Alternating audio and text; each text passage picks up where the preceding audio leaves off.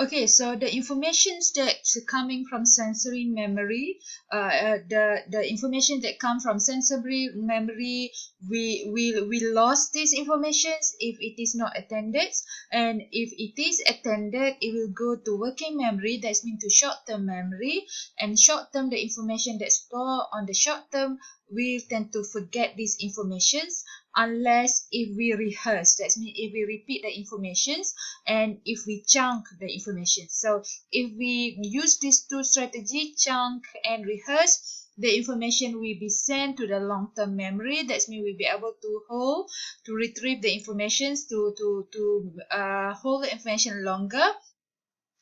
And long-term memory also, we tend to lose long-term memory if it is not attended. And the way we store the information from short-term to long-term through encoding, and the way we retrieve the information, let's say we store the information, we read many textbook, or the information we store in the long-term memory, and after we want to retrieve the information that we store on the long-term memory, we are using the same way as we store it. So the retrieval or the recall of the information will be using the same way as we store the information. That is through encoding. The encoding is depend on whether it is through visual image, or through phonology, or through semantics. If we store the information through semantic, then in order to retrieve or recall the information that we store, must be also through semantic. Okay, so stages of memory consists of encoding. The way we store the information, start with the encoding. That means the way we want to store the information, start with the encoding. This encoding will be put into the storage. The information that we encode will be put into storage, and in order to retrieve the information, it will be through the same encode, through the same way of we encode the information. So this retrieval, the encoding will move the information into storage, that means into our memory, and in order to retrieve the information will be through the same way as we encode the information. So moving on to long-term memory. So long-term memory has limitless capacity for retraining information. So in order to have long information stored in our memory, or in order to remember information longer, we have to store into our long-term memory. So the retrieval and the remembering of the information from the long term is determined by way in which information is encoded. That's what I explained when I talks about this one. So the way we encode is the same way. The way we store, that's mean through is in other words is encoding. Is the same way if we want to recall the information that we store. So it's stated here, the retrieval, that means the recall of the information or the remember of the information will be the same way as we encode, that's the same way as we store the information. So encoding and retrieval is inseparable process. So both must be in the same way. If it is through semantic, then the retrieval. If encoding is through semantic, then retrieval will be through semantic. If encoding is through visual, physical appearance, visual, that's the way you see it, the retrieval also will be through retrieval or through visual. So it's the same way. It's inseparable process. So semantic coding, most important form of encoding in the long-term memory. So this semantics is a meaning of what someone said.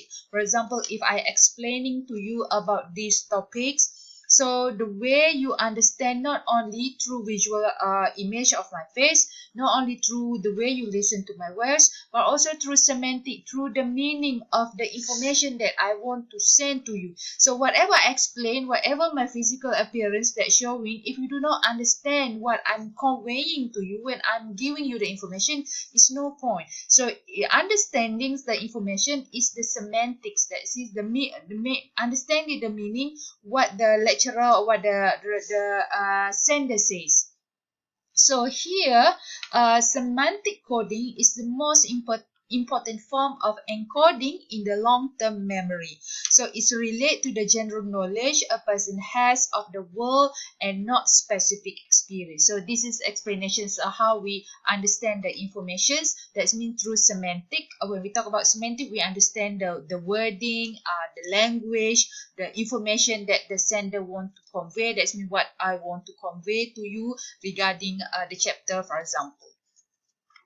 So long-term memory, so if you want to conclude about long-term memory has unlimited capacity. That means you can store as much information as you want, and it's good. The most important way to store information in the long term is through semantic coding. That means through meaning. That's why when you read a textbook, if you understand the gist, if you understand the content, you will understand. You will be able to understand, remember more the information. If you just understand the information based on the physical appearance, based on the voice, because physical appearance, that means through visions, through hearing, is actually are actually easy for you to forget about the information that you understand through these two-way visions and hearing. But if you understand the information through semantic, that means through meaning, then we'll be able to to remember these informations for a long time.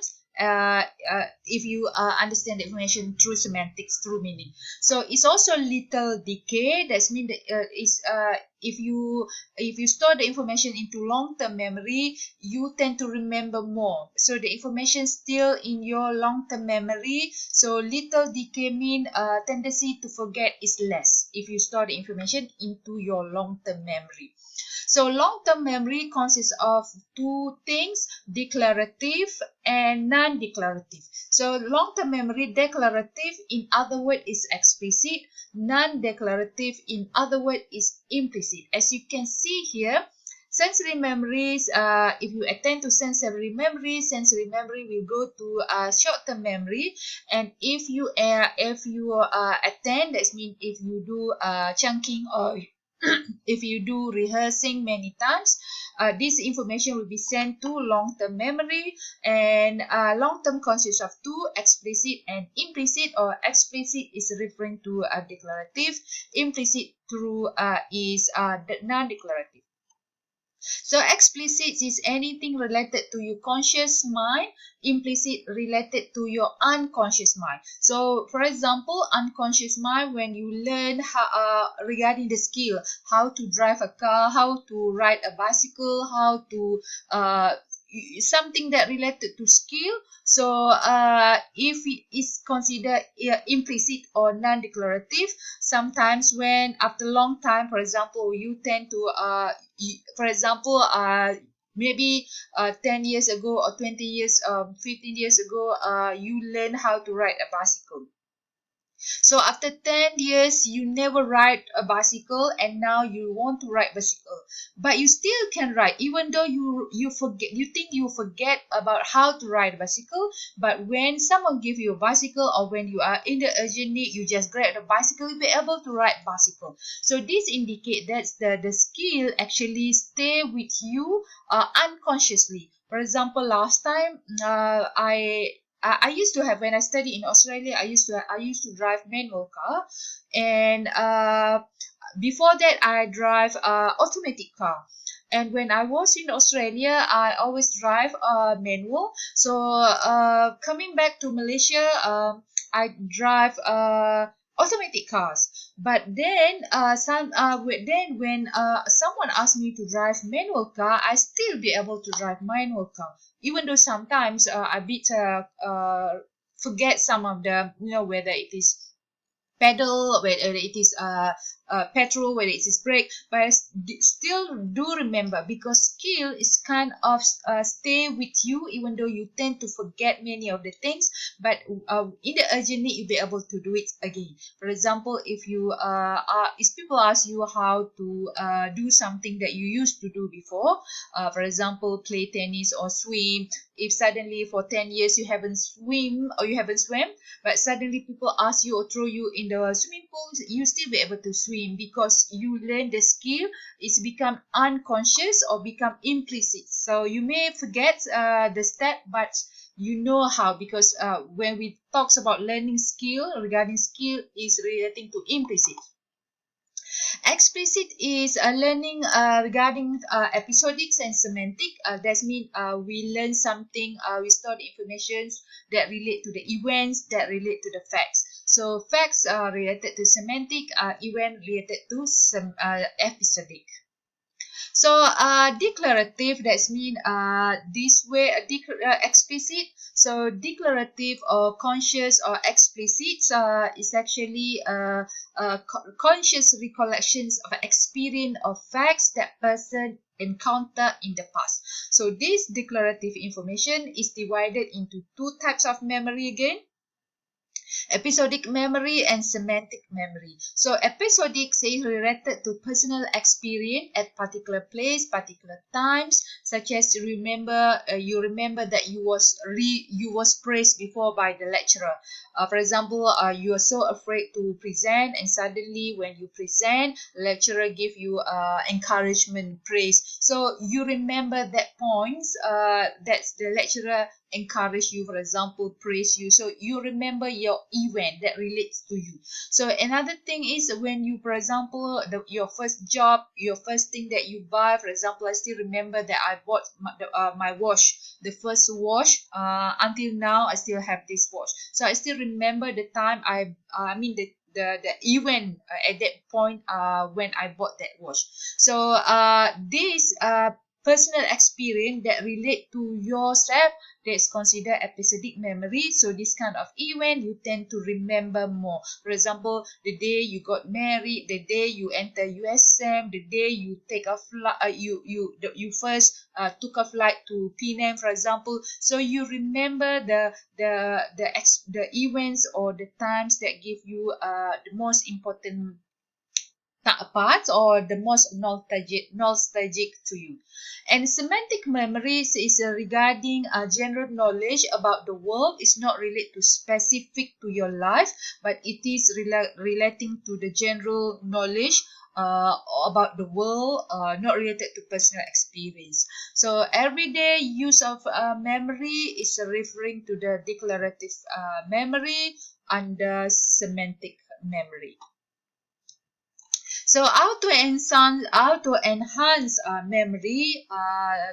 There are several techniques to enhance memory. That means in order to make you remember more information. That means to store information in the long-term memory. How to make sure that you be able to store the information into the long term, and then you could retrieve the information, recall the informations. That means every time people ask you about something, you'll be able to remember the information and give the answer. So there are many different techniques that can enhance our memory. For example, through elaborative rehearsal, mnemonics, organizing, chunking, mood states, and also through humor, comedy, for example, watch comedy or exaggerations.